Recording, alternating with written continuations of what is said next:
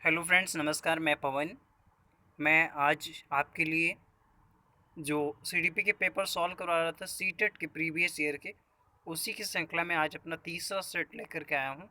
जो परीक्षा 18 नवंबर 2012 को हुई थी सीटेट की, उसका आज सीडीपी का हम सेट सॉल्व करेंगे। 30 क्वेश्चंस होंगे जिसमें बाल विकास एवं शिक्षा शास्त्र मतलब चाइल्ड डेवलपमेंट एंड पेडागोजी का। तो देखते हैं कि पहला क्वेश्चन क्या है। पहला क्वेश्चन है कि बच्चों द्वारा की जाने वाली त्रुटियों के संबंध में निम्नलिखित में से कौन सा कथन सत्य है। पहला विकल्प इसका है नंबर ए, यदि एक शिक्षक कक्षा कक्ष में सभी बच्चों की त्रुटियों को सुधारने योग्य नहीं है तो यह संकेत करता है कि शिक्षक शिक्षा की व्यवस्था में असफल है। तो यह बिल्कुल हमारे हिसाब से सत्य है। दूसरा विकल्प भी देख लेते हैं। एक शिक्षक को प्रत्येक त्रुटि पर ध्यान नहीं देना चाहिए, अन्यथा पाठ्यक्रम पूरा नहीं होगा। ये गलत बात, ये विकल्प गलत हो जाएगा। अगला विकल्प सी नंबर है, प्रत्येक त्रुटि को सुधारने में बहुत अधिक समय लगेगा तथा एक शिक्षक के लिए थकाने वाला होगा। नो, ये भी गलत है, रॉन्ग है। नंबर डी है, स्वयं बच्चों द्वारा त्रुटियों को सुधारा जा सकता है, इसलिए शिक्षक को उन्हें तुरंत ही नहीं सुधारना चाहिए। ये भी बात गलत है। ठीक है, तो त्रुटियों मतलब बच्चों द्वारा की जाने वाली त्रुटियों के संबंध में निम्नलिखित में कौन सा कथन सत्य है, तो वो हो जाएगा नंबर ए सही हो जाएगा। यदि एक शिक्षक कक्षा कक्ष में सभी बच्चों की त्रुटियों को सुधारने योग्य नहीं है तो यह संकेत करता है कि शिक्षक शिक्षा की व्यवस्था में असफल है। विकल्प नंबर ए सही हो जाएगा।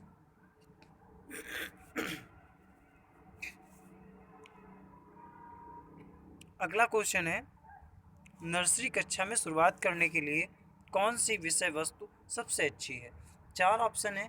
नंबर ए, मेरा विद्यालय। नंबर बी, मेरा परिवार। नंबर सी, मेरा प्रिय मित्र। और नंबर डी, मेरा पड़ोस। तो इसका आंसर हो जाएगा मेरा परिवार। विकल्प नंबर बी इसमें करेक्ट आंसर हो जाएगा। अब देखते हैं अगला question, question number 3। Question number 3 कह रहा है, प्राथमिक कक्षा में सकारात्मक वातावरण निर्मित करने के लिए एक शिक्षक को क्या करना चाहिए। नंबर ए, विभेद नहीं करना चाहिए और प्रत्येक बच्चे के लिए समान लक्ष्य सुनिश्चित करने चाहिए। नंबर बी, समूह गतिविधियों के दौरान समाज मित्र के आधार पर उन्हें अपने समूह बनाने की अनुमति देनी हो चाहिए। और नंबर सी, सकारात्मक अंत वाली कहानियाँ सुनानी चाहिए। नंबर डी, सुबह प्रत्येक बच्चे का अभिवादन करना चाहिए।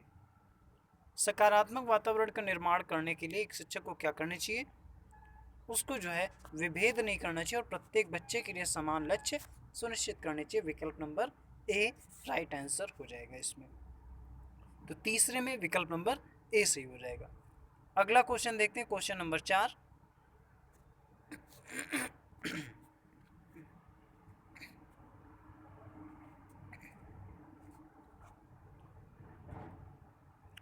क्वेश्चन नंबर 4 कह रहा है, एक बच्चा जो डैश डैश डैश से ग्रस्त है वह 100 को वॉज और न्यूक्लियर को अनक्लियर और अनक्लियर में अंतर नहीं कर सकता है। तो वो कैसा है, मतलब कौन सी उसमें अधिगम क्षमता है या कौन सी कमी है, किस प्रकार की विकलांगता से ग्रसित है वो। Number A, dyslexia. Number B, शब्द जम्बलिंग विकार। Number C, dyslexemia. और नंबर डी, डिसमॉर्फिया। तो यहाँ पे करेक्ट आंसर हो जाएगा इसका डिसलेक्सिया। विकल्प नंबर ए सही हो जाएगा। अगला question, question number 5। Question number 5 कह रहा है, निम्नलिखित में से कौन सी विशेषता समस्या समाधान उपागम का विशेष चिन्ह है। नंबर ए, समस्या मौलिक होती है। नंबर बी, सही उत्तर प्राप्त करने का सामान्यतः एक उपागम होता है। नंबर सी, समस्या केवल एक सिद्धांत या प्रकरण पर आधारित होती है। नंबर डी, समस्या कथन में संकेत अंतर्निहित रूप से दिया होता है। तो इसका जो है समस्या समाधान का उपागम विशेष चिन्ह क्या है कि समस्या कथन में संकेत अंतर्निहित रूप से दिया होता है। विकल्प नंबर डी इसमें करेक्ट आंसर हो जाएगा। 5 में डी। अगला क्वेश्चन देखते हैं, क्वेश्चन नंबर 6।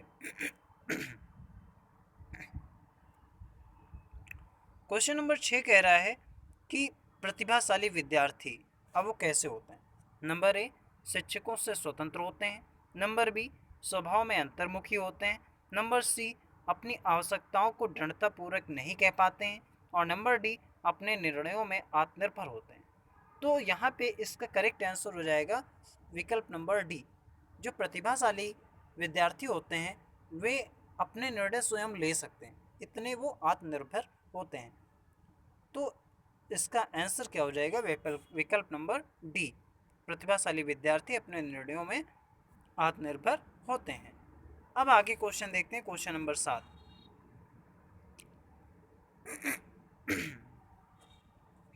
क्वेश्चन नंबर 7 कह रहा है, चिंतन की सूचना प्रक्रमण सिद्धांत में निम्नलिखित चरण आते हैं। नंबर का, प्रतिक्रिया क्रियान्वयन। नंबर खा, प्रतिक्रिया चयन। नंबर गा, श्रेणीकरण। नंबर घा, पूर्व प्रक्रमण। इन चरणों का सही क्रम क्या है। अब बताया गया कि इसमें कौन सा विकल्प पहले रखा जाएगा, कौन सा बाद में आएगा। चारों में से मतलब इसकी श्रेणी किस तरीके से बनी होगी, कौन पूरा इसका जो है व्यवस्थित रूप से इसको रखना है कि पहले कौन सा है, बाद में कौन सा, उसके बाद क्या है, उसके बाद क्या है। तो इसमें सूचना प्रक्रमण जो होता है उसमें सबसे पहले होता है पूर्व प्रक्रमण। पूर्व प्रक्रमण किया जाता है, उसके बाद श्रेणीकरण किया जाता है, फिर प्रतिक्रिया का चयन किया जाता है, और जब प्रतिक्रिया का चयन हो जाता है तो प्रतिक्रिया का क्रियान्वयन किया जाता है। तो इसमें विकल्प नंबर डी सही हो जाएगा, विकल्प नंबर डी सही हो जाएगा इसका। पहले पूर्व प्रक्रमण होगा, फिर श्रेणीकरण होगा, फिर प्रक्रिया का चयन होगा, फिर प्रतिक्रिया का क्रियान्वयन होगा।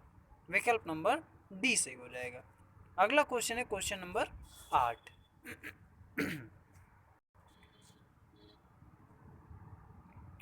क्वेश्चन नंबर 8 कह रहा है कि सीखने संबंधित नियोग्यताएं सामान्यतः किन में पाई जाती हैं। नंबर ए, औसत से श्रेष्ठ बुद्धिलब्ध वाले बच्चों में पाई जाती हैं। और नंबर बी, लड़कियों की तुलना में अधिकतर लड़कों में पाई जाती है। नंबर सी, अधिकतर उन बच्चों में पाई जाती है जो शहरी क्षेत्रों की अपेक्षा ग्रामीण क्षेत्रों से संबंध रखते हैं। नंबर डी, उन बच्चों में पाई जाती है विशेषता जिनके पैतृक अभिभावक इस प्रकार की समस्याओं से ग्रसित होते हैं। तो सीखने संबंधी जो नियोग्यताएं होती हैं वो सामान्यतः उन बच्चों में पाई जाती हैं जो विशेषतः जिनके पैतृक अभिभावक इस प्रकार की समस्याओं से ग्रसित होते हैं। विकल्प नंबर डी करेक्ट आंसर 8 का। अगला question, question number 9। Question number 9 है, मोनिका जो गणित की शिक्षिका है राधिका से प्रश्न पूछती है। राधिका से कोई उत्तर न मिलने पर वह तुरंत मोहन से दूसरा प्रश्न पूछती है। राधिका से ना पूछकर मोहन से दूसरा प्रश्न पूछती है, ठीक है। जब उसे महसूस होता है कि मोहन उत्तर बताने में संघर्ष कर रहा है तो वह अपने प्रश्न के शब्दों को बदलती है। मोनिका की यह प्रवृत्ति यह प्रदर्शित करती है कि वह, अब 4 विकल्प हैं, क्या प्रदर्शित कर रही मोनिका ये बताना है। नंबर ए, इस तथ्य से पूर्णतः परिचित है कि राधिका सवालों के जवाब देने की योग्य नहीं है, ठीक। नंबर बी, अपने सवाल के प्रति थोड़ा घबरा गई है। नंबर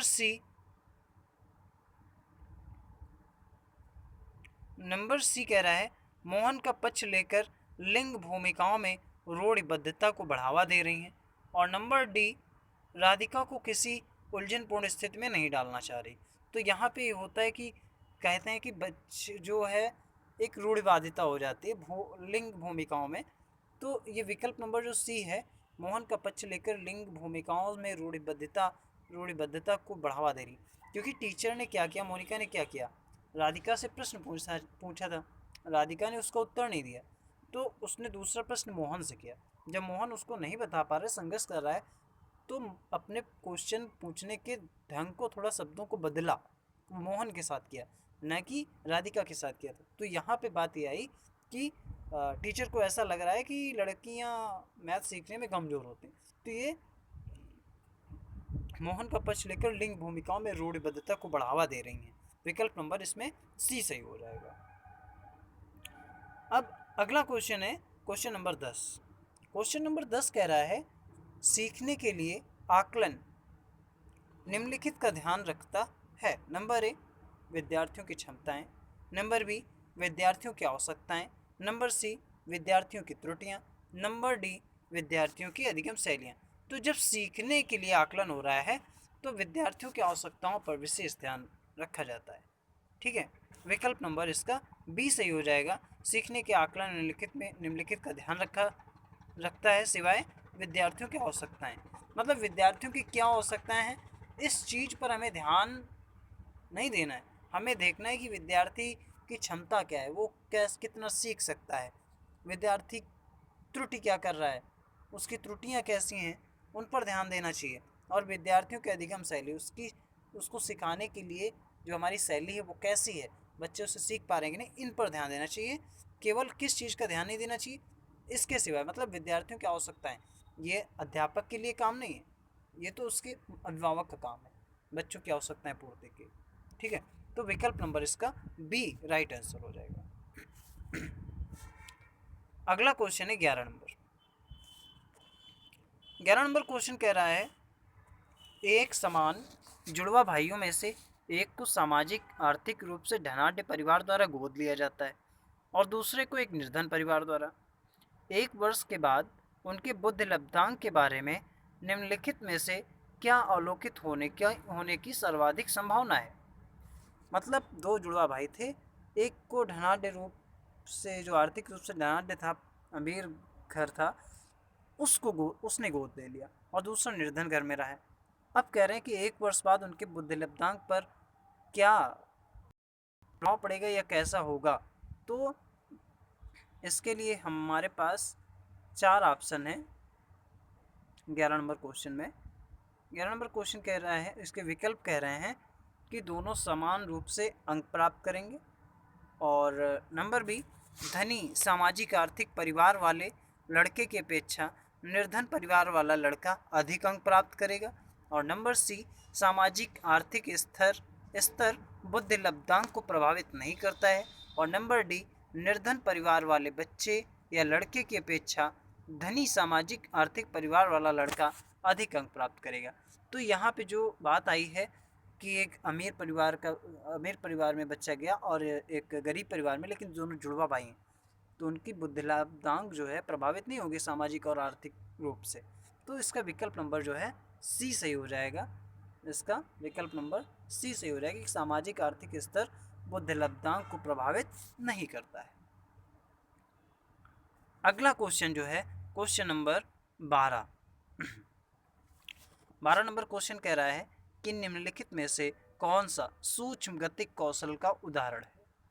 देखो, सूक्ष्म गतिक कौशल जो होते हैं वो छोटी चीज़ें, ठीक है, जैसे दौड़ना, नंबर ए ऑप्शन दिया है दौड़ना, ये सूक्ष्म गतिक कौशल नहीं है।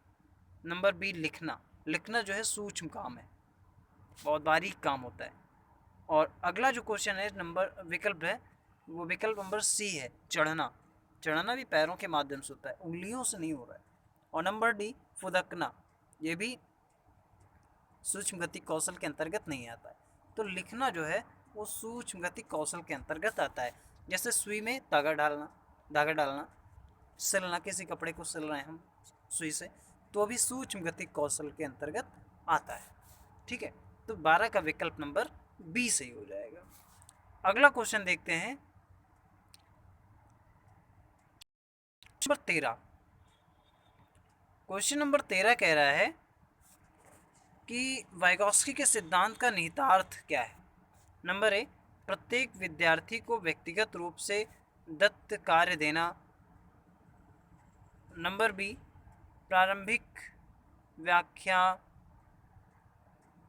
के बाद कठिन सवालों को हल करने में बच्चे की सहायता न करना, और नंबर सी उन बच्चों की संगत में श्रेष्ठतम रूप से सीख सकते हैं जिनका बुद्धि लब्धांक से कम होता है, और नंबर डी सहयोगात्मक समस्या समाधान। कह रहे हैं वाइगॉस्की के सिद्धांत का निहितार्थ क्या है, वो इनका मतलब है सहयोगात्मक समस्या समाधान। सहयोग के द्वारा समस्या का समाधान करना जो है वाइगॉस्की के सिद्धांत का निहितार्थ है। ठीक है, तो विकल्प नंबर यहाँ पे डी सही हो जाएगा इस क्वेश्चन में। अगला क्वेश्चन देखते हैं, क्वेश्चन नंबर 14। क्वेश्चन नंबर 14 कह रहा है कि किशोर डैश डैश का अनुभव कर सकते हैं। नंबर ए, दुश्चिंता और स्वयं से सरोकार का। नंबर बी, बचपन में किए गए अपराधों के प्रति डर के भाव का। नंबर सी, आत्मसिद्धि के भाव का। नंबर डी, जीवन के बारे में परितृप्ति के भाव का। तो जो किशोर है वो दुश्चिंता और स्वयं से सरोकार का अनुभव कर सकते हैं। विकल्प नंबर ए यहाँ पे बिल्कुल राइट आंसर हो जाएगा। 14 में विकल्प नंबर ए सही हो जाएगा। अगला क्वेश्चन जो है 15 नंबर है, और 15 नंबर क्वेश्चन कह रहा है कि शारीरिक रूप से सक्षम बच्चों को सामान्यता होता है। कह रहे हैं कि शारीरिक रूप से सक्षम बच्चों को सामान्यता होता है। अब शारीरिक रूप से सक्षम बच्चों को सामान्यतया क्या होता है? बच्चा शारीरिक रूप से सक्षम है उसमें क्या हो सकता है? डिस्कैल्कुलिया या डिस्ग्राफिया या डिसलेक्सिया या डिस्थीमिया। तो यहाँ पे जो विकल्प है वो विकल्प नंबर ए हो जाएगा, डिस्थीमिया। नहीं, ये जो है डिस्थीमिया रोग होता है। विकल्प नंबर यहाँ पे जो दिए गए थे वो नंबर ए दिया है dysthymia, number B dyscalculia, number C dyslexia और नंबर डी डिस्ग्राफिया। तो इसका विकल्प जो है वो सही हो जाएगा विकल्प नंबर डी। डिस्ग्राफिया कोई रोग नहीं बल्कि यह एक प्रकार का विकार होता है जो शारीरिक रूप से सक्षम बच्चों में सामान्यता पाया जाता है। इसमें बच्चे की लिखावट व समझने की क्षमता पर असर पड़ता है। ठीक है, तो इसका आंसर हो जाएगा डी नंबर। अगला क्वेश्चन जो 16 नंबर है, 16 नंबर क्वेश्चन कह रहा है कि आंशिक पुनर्बलन क्या होता है? नंबर ए, सतत पुनर्बलन की अपेक्षा कम प्रभावी होता है। नंबर बी, वास्तविक कक्षा कक्ष में अनुप्रयुक्त नहीं किया जा सकता है और अनुप्रयुक्त नहीं किया जा सकता है। नंबर सी, पशुओं को प्रशिक्षित करने में सर्वाधिक कार्य करता है और नंबर डी, सतत पुनर्बलन की अपेक्षा अधिक प्रभावी होता है। तो आंशिक पुनर्बलन जो है वो सतत पुनर्बलन की अपेक्षा अधिक प्रभावी होता है। विकल्प नंबर डी यहाँ पे बिल्कुल करेक्ट आंसर हो जाएगा 16 में। अगला क्वेश्चन जो है क्वेश्चन नंबर 17। क्वेश्चन नंबर 17 कह रहा है कि एक सशक्त विद्यालय अपने शिक्षकों में निम्नलिखित योग्यताओं में से किसे सर्वाधिक बढ़ावा देगा? एक जो सशक्त विद्यालय है वो अपने विद्यालय के शिक्षकों में निम्नलिखित में से किस योग्यता के बारे में या किस योग्यता के संबंध में ज़्यादा बढ़ावा देगा? विकल्प नंबर ए, अनुशासित स्वभाव का। नंबर बी, प्रतिस्पर्धात्मक अभिवृत्ति का। नंबर सी, परीक्षण करने की प्रवृत्ति का और नंबर डी, स्मृति का। तो जो सशक्त विद्यालय होगा वो अपने शिक्षकों में प्रतिस्पर्धात्मक अभिवृत्ति का विकास करेगा, क्योंकि जब अध्यापक आपस में प्रतिस्पर्धा करेंगे कि इस क्लास के बच्चे या उस क्लास में मैं पढ़ाता हूँ तो वहाँ के बच्चे उनसे अच्छे हों, तो उसका जो है एक अच्छा प्रभाव पड़ता है बच्चों की एजुकेशन में। ठीक है, तो विकल्प नंबर इसमें बी सही हो जाएगा। क्वेश्चन नंबर 17 के बाद आता है क्वेश्चन नंबर 18। क्वेश्चन नंबर 18 जो है ये कह रहा है निम्नलिखित में से अंतः विषय अनुदेशन का सर्वोत्कृष्ट लाभ यह है कि नंबर ए, पाठ्य योजना बनाने और गतिविधियों में शिक्षकों को अधिक लचीलेपन की अनुमति होती है। नंबर बी, विद्यार्थियों को सीखे गए ज्ञान को बहु संदर्भों में अनुप्रयोग करने और सामान्यीकृत करने के अवसर दिए जाते हैं। नंबर सी, प्रकरणों की विविधता जिन्हें परंपरागत पाठचर्या में संबोधित करने या किए जाने की आवश्यकता है से शिक्षकों के अभिभूत होने की कम संभावना होती है। और नंबर डी, विद्यार्थियों में विभिन्न विषय क्षेत्रों के विशेष प्रकरणों के प्रति नापसंदगी विकसित होने की कम संभावना होती है। तो एक बार हम क्वेश्चन फिर से देखते हैं।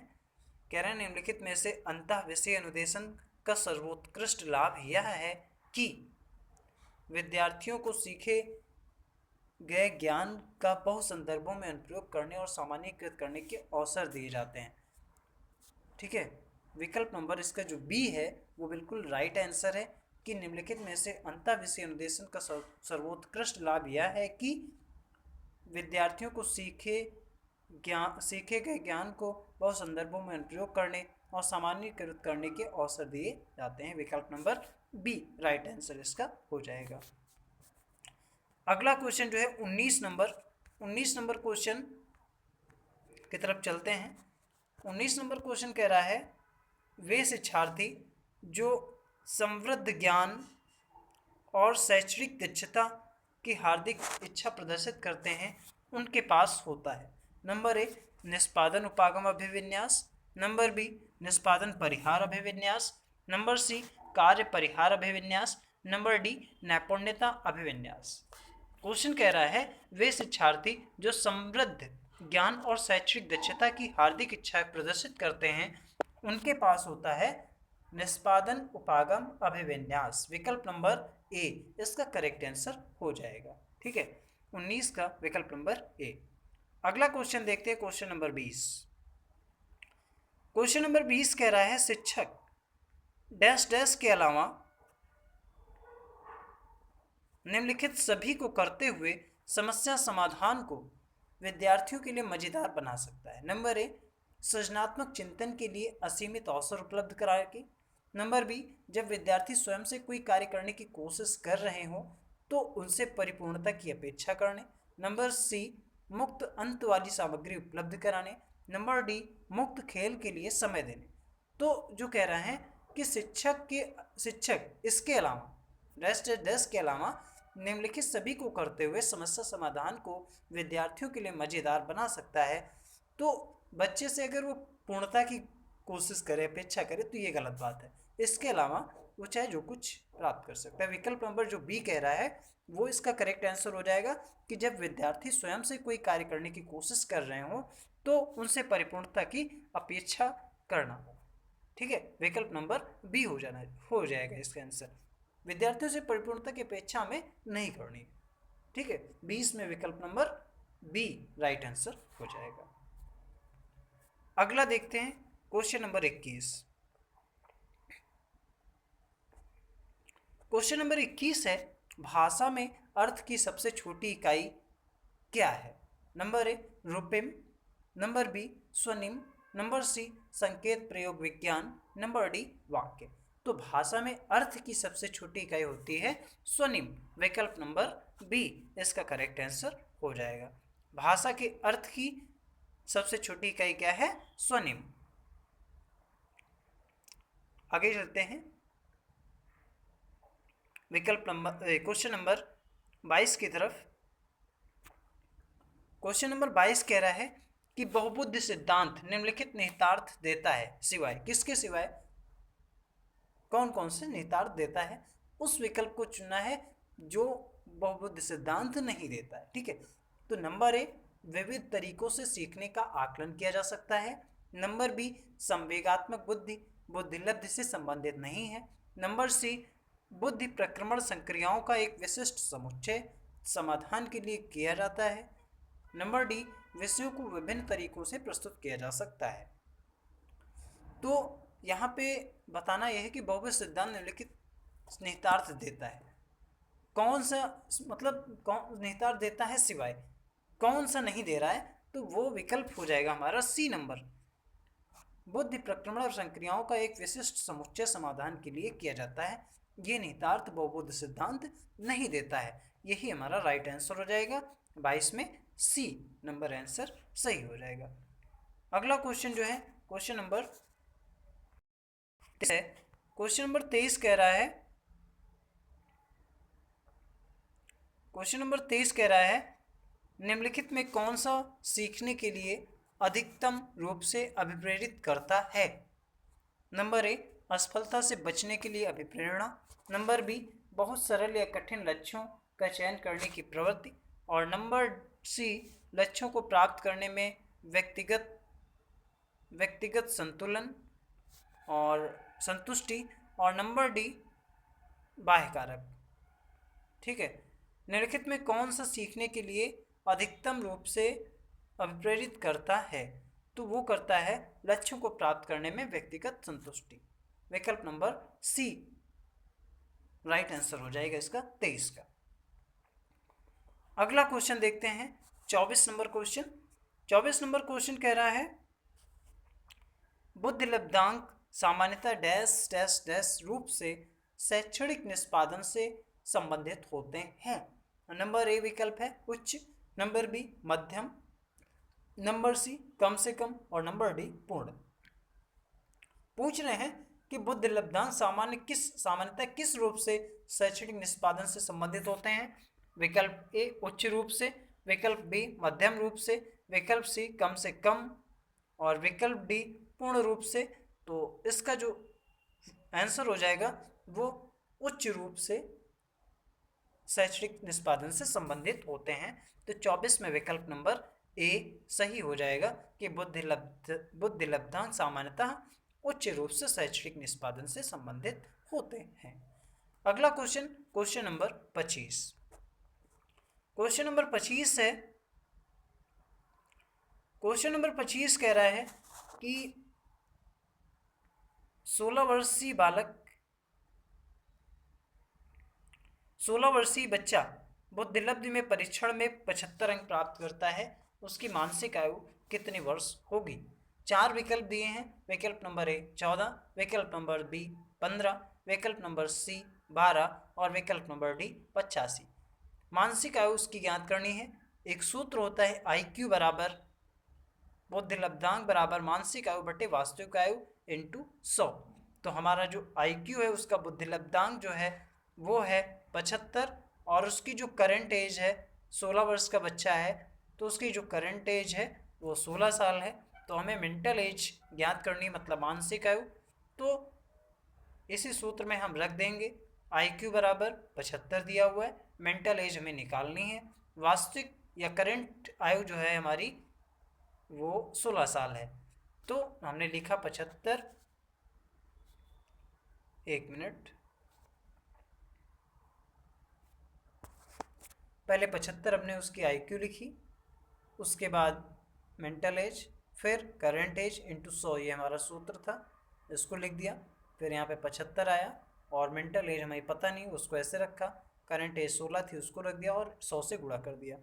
अब क्या कर रहे हैं, हमने मेंटल एज को इस तरफ पक्षांतर कर लिया, दूसरी साइड में बराबर के इस तरफ मेंटल एज कर लिया और इसको उस तरफ भेज रहे हैं, 75 इंटू 16 कर दिया और ये 100 यहाँ गुणे में था इस तरफ आया तो 100 हो गया नीचे बट्टे में। ठीक है, तो 100 से 75 से कटा 75, 25 से कटा 25 या 75 और ये 25 चौको 100, ये 4 से कटा, अब 4 एकम 4 और 4 चौको 16, तो 4 और इंटू 3 जब गुणा होगा तो हमारा आंसर हो जाएगा 12 वर्ष। यही हमारा विकल्प 12 नंबर क्वेश्चन 12 नंबर आंसर इसका सही हो जाएगा। मतलब जो है इस क्वेश्चन को करने के लिए सबसे पहले हमें क्या करना था, हमें IQ का सूत्र याद होना चाहिए। IQ बराबर मानसिक आयु बटे वास्तविक आयु, मतलब बुद्धि लब्धांक बराबर मानसिक आयु बटे वास्तविक आयु। मानसिक आयु इस क्वेश्चन में हमारी दी हुई थी, मानसिक आयु हमारी दी हुई थी, कोई आयु नहीं दी गई थी, और वास्तविक आयु 16 साल और बुद्धिलब्ध दी थी 75। तो बुद्धिलब्ध 75 बराबर मानसिक आयु को x मान लेंगे और वास्तविक आयु को 12 मान लेंगे और इंटू 100 कर देंगे। अब हमें निकालना है मानसिक आयु, तो बुद्धि लब्धांक के साथ में वास्तविक आयु को हम गुणा कर देंगे और 100 को बुद्धि लब्धांक के नीचे लिख देंगे, इधर मानसिक आयु आ जाएगी, उधर 16 और 75 का गुणा हो जाएगा बटे 100 से भाग कर देंगे, निकल आएगा हमारा 12 वर्ष। अगला क्वेश्चन जो है क्वेश्चन नंबर 26। क्वेश्चन नंबर 26 कह रहा है विद्यार्थियों के पोर्टफोलियो के लिए सामग्री का चयन करते समय डैश डैश डैश का डैश डैश डैश का जरूर होना चाहिए। बीच में 2 जगह फिल इन द ब्लैंक्स दिए हैं, अब इसमें हमें भरना है, क्या भरना है, नंबर ए अन्य शिक्षकों या समावेशन, नंबर बी विद्यार्थियों या समावेशन, नंबर सी अभिभावकों और समावेशन, और नंबर डी विद्यार्थियों और बहिष्करण।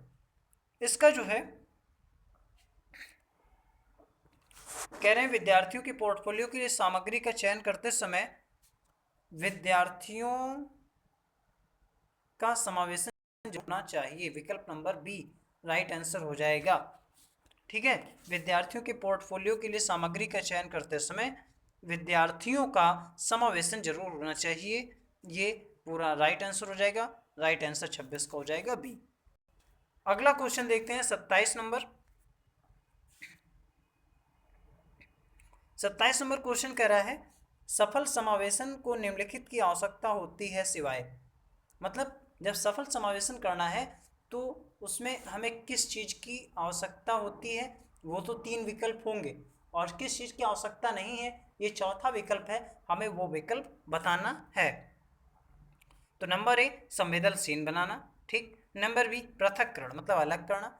नंबर सी अभिभावकों की भागीदारी, ठीक। नंबर डी क्षमता संवर्धन।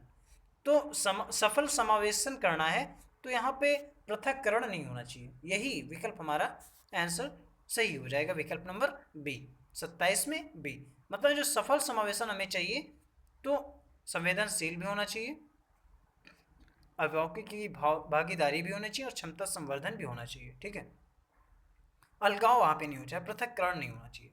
विकल्प नंबर बी इसका करेक्ट आंसर हो जाएगा। अगला क्वेश्चन जो है 28 number. 28 number question 28 number question क्या कह रहा है कि विद्यालयों में लिंग भेदभाव से बचने का सर्वोत्तम तरीका हो सकता है। नंबर ए शिक्षकों द्वारा अपने लिंग पक्षपातपूर्ण व्यवहारों का अधिसंज्ञान।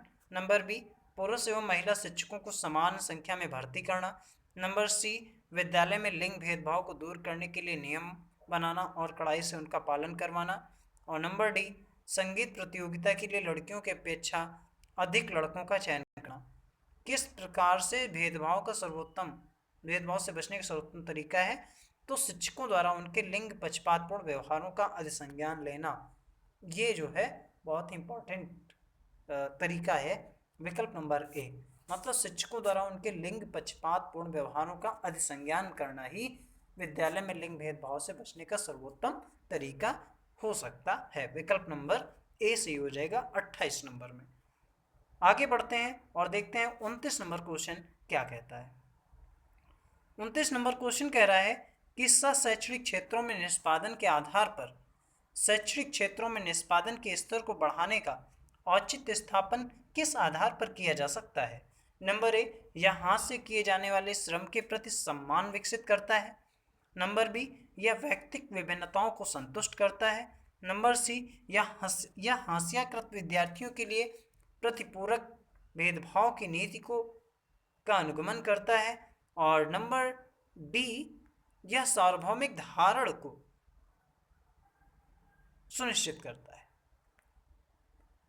कह रहे हैं शैक्षणिक क्षेत्रों में निष्पादन के आधार पर शैक्षणिक क्षेत्रों में निष्पादन के स्तर को बढ़ाने का औचित्य स्थापन किस आधार पर किया जा सकता है, तो वह किया जा सकता है यह व्यक्तिगत विभिन्नताओं को संतुष्ट करता है, इस आधार पर इसका औचित्य स्थापन किया जा सकता है। विकल्प नंबर बी 29 में बिल्कुल राइट आंसर हो जाएगा। अगला क्वेश्चन देखते हैं और ये लास्ट क्वेश्चन रहेगा।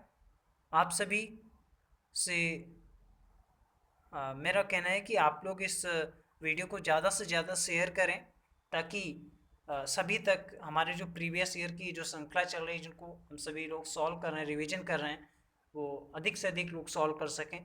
जिन लोगों ने प्रीवियस ईयर के पेपरों की किताब नहीं खरीदी है उनके लिए बहुत ही अच्छे हैं, क्योंकि बिना किताब के आपका रिवीजन होता जाएगा इससे। तो आप सभी जिसने हमारे इस चैनल को लाइक या सब्सक्राइब ना किया हो, इस वीडियो को लाइक करें अगर अच्छा लगे, और चैनल को सब्सक्राइब करें और ज़्यादा से ज़्यादा दोस्तों को शेयर करें ताकि वो लोग भी इसको चैनल को सब्सक्राइब करें और उनके पास भी हमारा जो रोज़ पेपर अपलोड कर रहे हैं हम वो आसानी से उन तक पहुंच सके, जिससे उनको भी फ़ायदा हो। तो देखते हैं आज का जो लास्ट क्वेश्चन है वो क्वेश्चन है विद्यालय में नियमित उपस्थिति के लिए वंचित बच्चों को प्रोत्साहित करने का निम्नलिखित में से कौन सा तरीका सर्वाधिक उपयुक्त होगा? तो नंबर ए हो जाएगा आवासीय विद्यालय खोलना। नंबर बी, बच्चों को विद्यालय आने की अनुमति न देने को कानूनन दंडनीय अपराध बनाया जाए। नंबर सी, विद्यालय द्वारा बच्चों को एकत्रित करने वाले एक व्यक्ति को नियुक्त किया जाए जो प्रतिदिन घरों से बच्चों को लेकर आए। और नंबर डी, बच्चों को आकर्षित करने के लिए प्रतिदिन 5 रुपए देना। क्वेश्चन ये था कि विद्यालय में नियमित उपस्थिति के लिए वंचित बच्चों को प्रोत्साहित करने का निम्नलिखित में से कौन सा तरीका सर्वाधिक उपयुक्त होगा? तो वो तरीका है कि आवासीय विद्यालय खोलना। जो वंचित बच्चे हैं, जो शिक्षा नहीं ग्रहण कर पा रहे हैं, उनके लिए आवासीय विद्यालय अगर खोल दिया जाए तो वो वहीं पर रहेंगे, वहीं पर उनके खाने पीने की व्यवस्था हो जाएगी, तो उनके अभिभावक उनको वहाँ पे आसानी से भेज सकते हैं और बच्चे भी आसानी से वहाँ पर रह करके अपनी शिक्षा प्राप्त कर सकते हैं और आगे बढ़ सकते हैं। तो इस क्वेश्चन का जो विकल्प नंबर ए था वो आंसर बिल्कुल सही था। एक बार फिर से देखते हैं कि क्वेश्चन क्या कह रहा था। क्वेश्चन कह रहा था कि विद्यालय में नियमित उपस्थिति के लिए वंचित बच्चों को प्रोत्साहित करने का कौन सा तरीका उपयुक्त है? तो वो है आवासीय विद्यालय खोलना। तो आप सभी को हमारी ये आज की क्लास कैसी लगी कमेंट करके ज़रूर बताएं और वीडियो को लाइक करें, सब्सक्राइब करें चैनल को और शेयर करें। Thank you. हम फिर मिलेंगे।